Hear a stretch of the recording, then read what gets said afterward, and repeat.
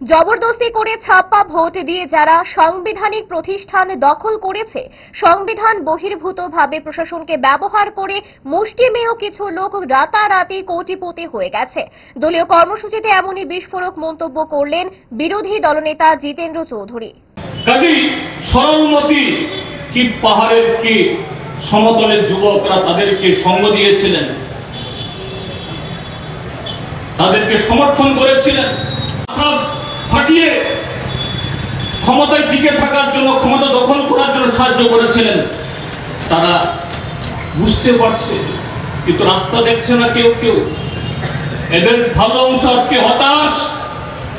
সেই হতাশা থেকে বিজেপির উপরে বিজেপির আক্রমণ, বিজেপির উপরে মথার আক্রমণ। কেন? কারণ এই যুবকদের তাদের অভুক্ত রেখে চাকরির ললিপপ দেখিয়ে গত 7.5 বছর বহু ঘটনা ঘটিয়েছে। আজকে সে হতাশা থেকে বেরিয়েছে।